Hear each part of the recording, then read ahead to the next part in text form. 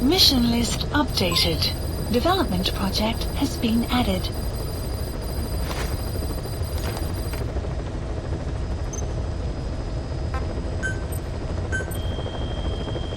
Staff assigned.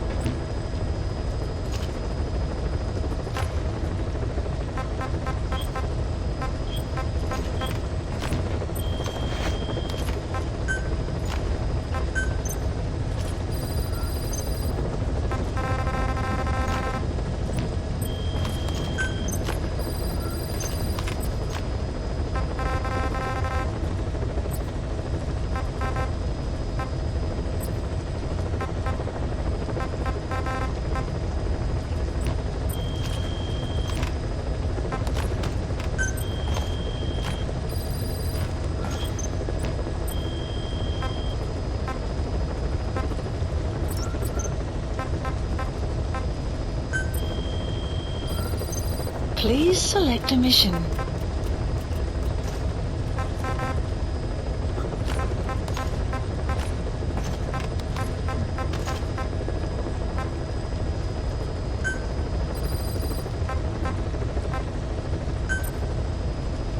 Unit dispatched.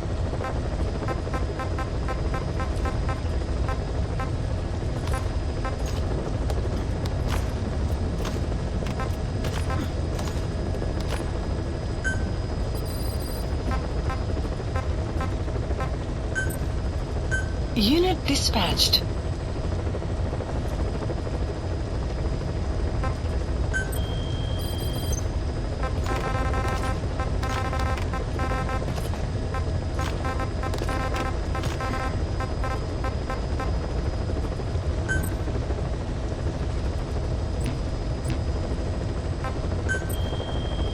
Please select a mission.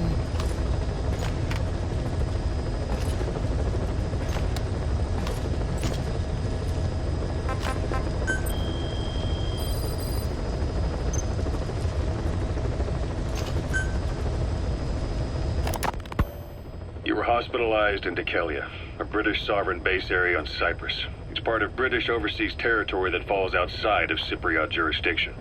You got moved from Cuba's Little America right into Cyprus's Little Britain. Why Dhekelia? The UK and the US remain close allies.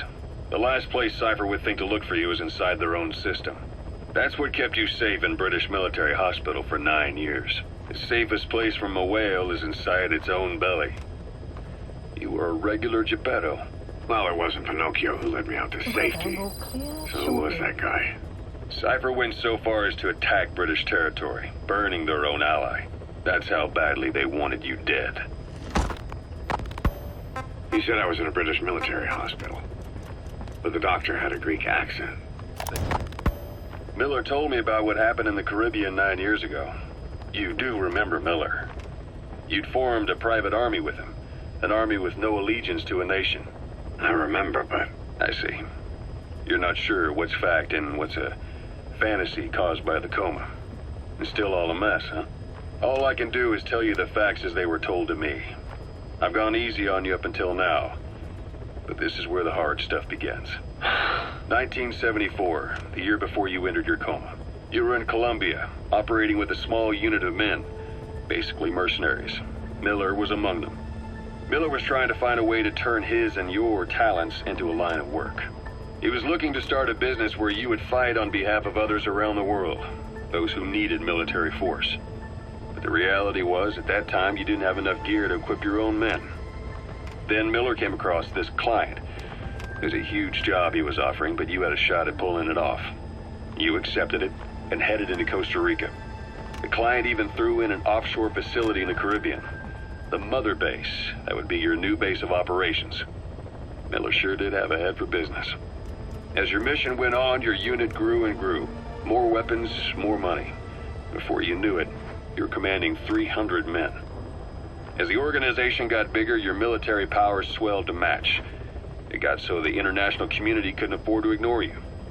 You were just too damn successful for your own good. You, your men, had worn out your welcome. Everyone was out for you. East, West, First World, Third. It was only a matter of time before someone took you down. And that was XOF. Officially, they're an anti-terror unit under the CIA. In reality, they're Cypher's private strike force. They lured you to Cuba using Chico, the Nicaraguan revolutionary kid, and Paz, a mole who worked for Cypher as bait. While you were gone, XOF, posing as a nuclear inspection team, stormed Mother Base. At the same time, C4 they placed on the strut legs went off. The whole thing went down in minutes. XOF. Kisses and hugs followed by a big FU. All because of Miller's blind spot. A back door into Mother Base no one suspected. You remember a certain scientist.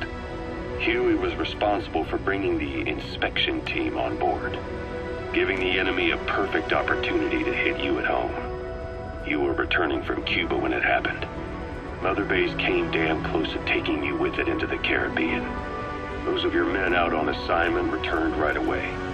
They refused to believe the wreckage in the water they found was Mother Base.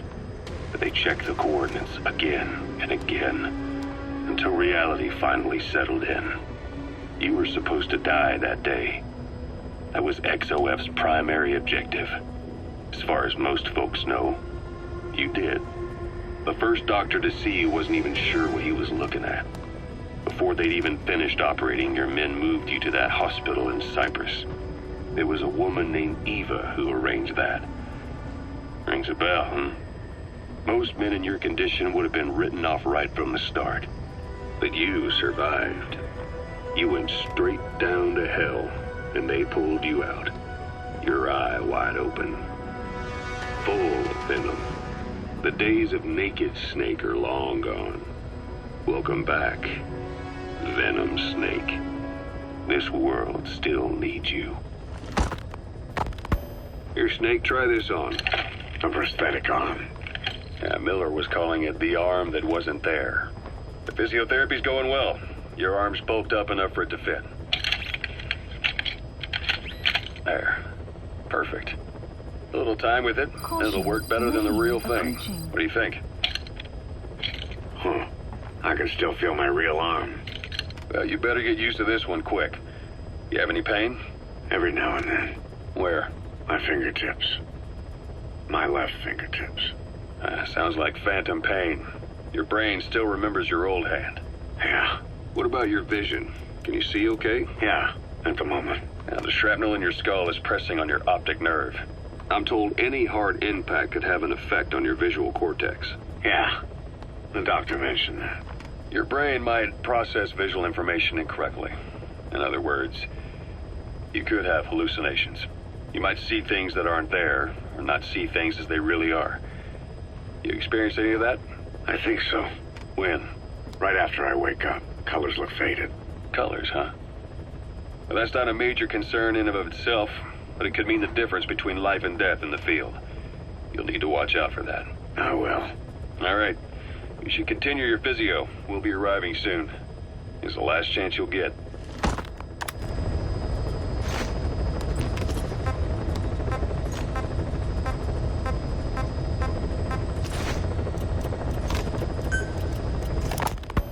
Kaz, what about the unit that attacked us in the mist? You knew something about them. That wasn't my first run-in with them. It happened right before I was captured by the Soviets. We were on the zero line that day, the Afghan side, on our way back from training the Mujahideen at a mountain camp in Kunar province. There's a lot of that work in Afghanistan. Most PFs shy away from it because it draws too much attention. But for us, that was the whole point. The job itself went great. We just had to make it back to a tribal area in Pakistan. But all of a sudden, visibility got real bad. It was no sandstorm. Our point man gave the strange report. He said he could see skulls in the mist. Skulls? The next moment, he went silent. We scrambled into formation, right before his arms and legs came raining down on us. It was always supposed to be a dangerous mission, so I had Diamond Dog's very best with me. We were calling out to each other. But one by one, the voices just went dead. Whatever happened to me, I lost consciousness before I knew it. When I came to, I was in a Soviet camp, tied to an interrogation chair. Could they be some new Spetsnaz unit? No. The ones that interrogated me were just the average rank and file. Whatever group attacked us, the way they moved was just insane. And that mist, appearing out of nowhere. The Soviets don't have tech like that. If they did, Ocelot would have heard about it. I doubt the West does either. Otherwise, the folks at Langley would be sleeping a lot easier. Why'd they come after you? Wish I knew. I'm the only one who survived. Though I don't think they planned it that way. If I was their target, they wouldn't have just handed me over to the 40th Army. Whatever the case, we need to watch our step until we know who they really are. And boss, if you ever do run into them again, don't try to take them on. You just get the hell out of there. When I first started dealing with Zero, with Cypher, it was a somewhat parasitic relationship. Though, a mutually... Ocelot said the number of private forces is increasing, and they modeled themselves after us. They're a far cry from the likes of us. But why? 9 years ago we made enemies of the world as a nuclear-equipped force, independent of ideology or state. Yes. Sooner or later, the real UN would have stepped in. So why are they giving these PFs free rein? That's our fault, too. What do you mean? What happened 9 years ago was a real problem for a lot of people. An organization as big as ours, with our facilities, was wiped off the map. Not an easy thing to hide. But if our existence came to light, so would the names of our clients. We had contracts all over, east and west, from superpowers to banana republics, the lot. Our clients denied all association with the likes of us. They had to make sure things didn't blow up on them. But at the same time, they missed us. They really missed us. The demand for armies for hire was as strong as ever. The international community turned a blind eye to what happened to us, despite still needing people who could do our jobs. History couldn't afford to lose us. As soon as we were gone, they needed a replacement. So private forces spread everywhere. And they're all just a phone call away. But still... I know. PFs are totally different from what we envisioned. Nation-states, revolutionaries, terrorists... They have a lot of clients, and Cypher is one of them. Cypher stays anonymous, but I know their work when I see it. In the eyes of those clients, the world's PFs are all just expendable pawns. The clients don't have to worry about losing their own men. Nobody knows they're involved, and PFs are cheap. In short, the world is chewing up soldiers and spitting them out. Even some of the old Mother Base's survivors are still working for PFs. Some guys created their own smaller forces. Others were taken on by emerging PFs. Everybody's gone their separate ways. But none of them are living their dream, because they're not fighting with you. Of course, I tried to headhunt as many of them as I could for Diamond Dogs. It was all a waste of time. They said they weren't interested without you to lead them, but now you're back. And everything's gonna change. We'll unite all private forces under you, transcending nations and economies. What is a nation? Just a patch of dirt. The bonds among us will surpass nations, and that's what'll put the world under our control. We'll establish a new kind of country, redefine the very concept of it.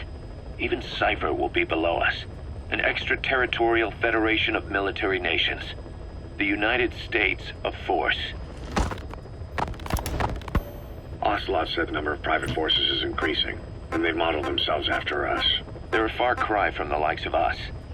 But why? 9 years ago we made it. Remember before, boss? When Quiet attacked one of our guys on Mother Base, stuck a knife in his mouth. He's one of the very few soldiers who've had contact with her recently. Close contact. I don't think it's a coincidence that he was among those who became symptomatic pretty early on in this epidemic. Saliva and blood spatter, an open wound, mucosal infection. Whatever is causing this got inside him then. Miller, that is a baseless accusation.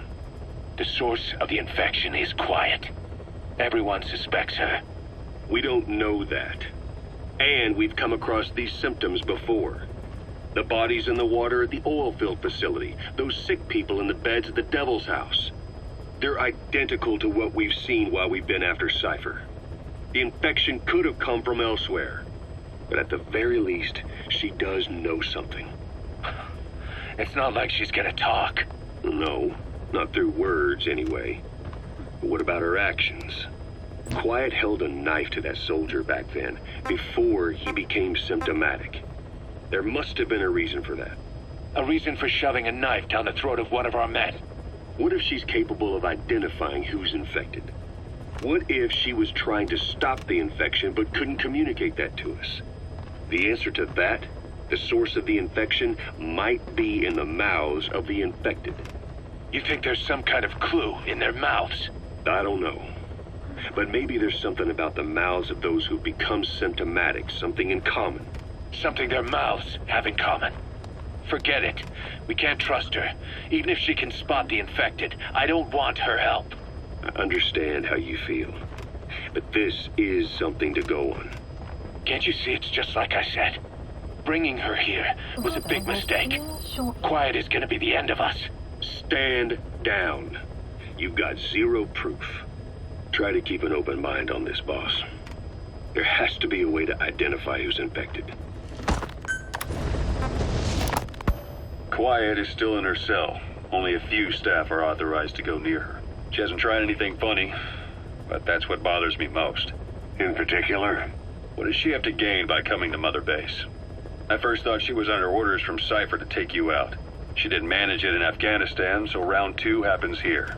So I lighten the guard. And that lock on her door is a joke. You gave her an opening. And? Well, she hasn't killed you yet. And I hate to say it, but she's had plenty of chances. You made me the bait. Poisonous bait. What better? Anyway, she didn't bite. Quiet is keeping her silence. So I'm left with no idea again what she's doing here. We tried communicating with her through writing. That didn't work either. Whether she's illiterate, dyslexic, or just plain stubborn, she won't cooperate. I just don't get it. If she tried to contact the outside, it'd be picked up by our counterintelligence net. But it's clean. There's no sign she's had contact with the staff, the base facilities, nothing. She's almost got the men wanting her to try something, just to find out what she's up to. And she's in there putting on the failed soldier look, all downcast eyes and defeated sighs. But she doesn't kill herself. She can't be trying to leave Cypher and surrender to us. So what's the verdict? This may sound optimistic, but here's how I see it. Quiet came here to fulfill some objective. To kill you, maybe to destroy Diamond Dogs. Whatever it was, before she could do it, something changed her mind. Yes. When I look at her, I sense hesitation. You think she'd betray Cypher? Can't say for sure. I prefer the ones that talk. Anyway, we'll keep her under watch.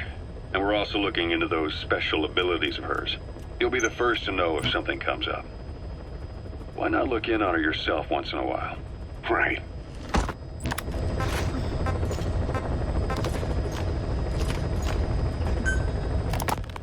It wasn't just Cypher. Back in the Caribbean, every eye in the world was turned on us.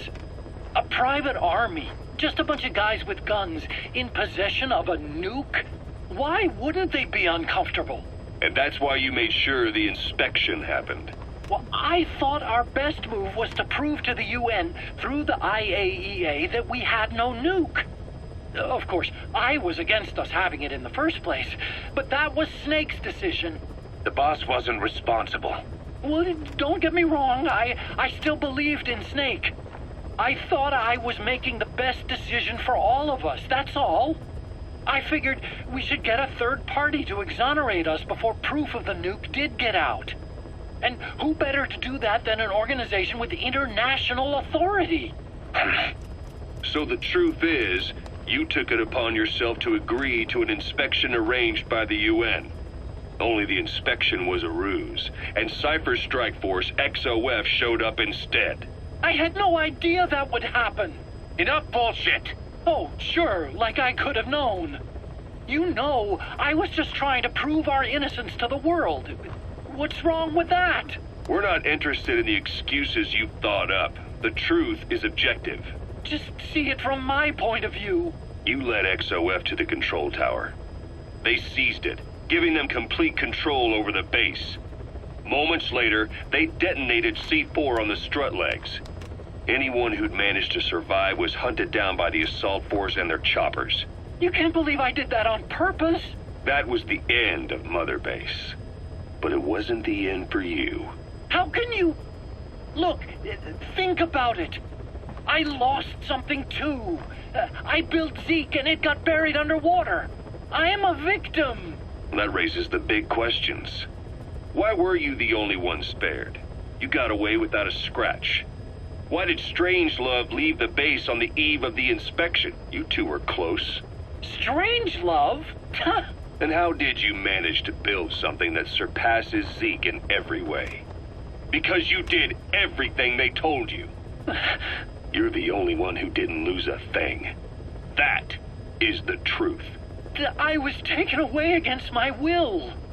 Skullface forced me to do his research these past 9 years. He used me. I lost 9 years. 9 years. We all lost 9 years. It wasn't just you. I suppose blaming me makes you feel better, does it? But who's gonna give me back all the time I lost? You're not getting anything back. You're not a victim here, Emmerich. You're the perpetrator. I didn't know anything. Nobody can back that up. Yeah, all the evidence is at the bottom of the ocean. Boss, I have the report on that cargo we stole from Cypher's truck. The PF was transporting 2 things. The analysis of that malachite has come back first. Naturally, the main compound is copper. There's also a small amount of cobalt. Nothing unusual so far. Southern Zaire is a well-known copper belt. However, in addition to these, we also detected a trace amount of uranium. The content percentage, though, is too low for nuclear development. It most likely came from Shinkalobwe mine. That's where the uranium in that area comes from. The mine's closed, as all the high-purity uranium ore dried up a long time ago, but you could probably still find it there in small quantities. That said, there are plenty of other uranium mines that are in operation, like in Niger, Namibia, South Africa. Why go to an abandoned mine to scrape up whatever's left and ship it out in mass quantities without refining it? They were transporting that yellow cake too, which would suggest they have the technology to refine uranium. Anyway, that about sums it up. Unfortunately, the analysis of that yellow cake is taking a little longer. I'll let you know when it's done.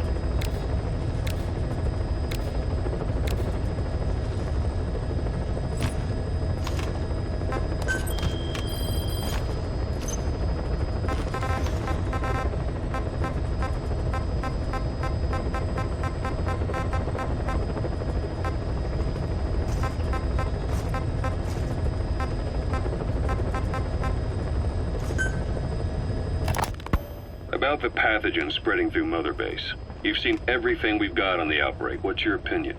Textbook symptoms of vocal cord parasite infestation. And judging from this casualty list, it is the Kikongo strain, meaning a breed of parasite that triggers symptoms upon detecting pronunciation specific to Kikongo. So our Kikongo-speaking staff are at risk? Quite so. He's right. All the victims do speak Kikongo. So they can survive if they just use another language? There is no guarantee. You're only dealing with the Kikongo strain. Other language strains may be present. You well know he was teaching them languages from all over the world. The Devil's House. Nzoya Badiabolu. There is no way to know how many strains he has at his disposal. So how do we keep them from becoming symptomatic? You mentioned using microbes. Use this. A type of Wolbachia. Introduced to a sample of the parasite. Wolbachia. A parasitic bacteria that colonizes the parasites, turning male to female and preventing copulation. You must cultivate more. What have you done with the infected bodies? Cremated to stop the spread of infection, but we did keep a few for study. Good. Take this sample, grind it to a pulp, and introduce it to the larvae now nesting in the dead. The Wolbachia will multiply rapidly within those larvae. They're soldiers, not some petri dish. Conventional cultivation methods will take too long. Extract the Wolbachia from those larvae and vaccinate your men. Kikongo speakers first. This is the fastest, surest way. No one is to speak a word of Kikongo until the Wolbachia are safely inside them. I will instruct your medical staff in detail on site. You have the appropriate facilities. Yes, but do not worry. I made a pact with your Bit de Cholone on the honor of the Dene. I speak no lies. keep an eye on him. Will do. Follow me. I'll take you to the medical team. Now, we must wait for the Wolbachia to multiply in the larvae. How is the disease transmitted? If it's carried by insects or rodents, then... There is no intermediate host. So... The vocal cord parasites lay their eggs in the larynx of the host. Most hatch and migrate to the lungs, but some are transported to the mouth through ciliary movement, mixing in with saliva. Saliva. Droplet transmission. Sneezing, coughing.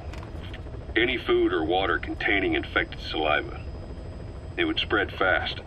Indeed. And when the larvae migrate to the lungs, symptoms can resemble the early stages of a cold, making it easy to infect others. Meaning a simple conversation would be enough to pass it on. All right, so what happens after the larvae migrate to the lungs? It is as I said before. They mature by feeding on alveolar tissue. It is only then that noticeable symptoms appear in the host. And by that point, it's too late. He's infected everyone else. It's one hell of a weapon you've created. That is what Blag Ana wanted. Something that would spread easily. In truth, he's not the reason. But we will discuss that another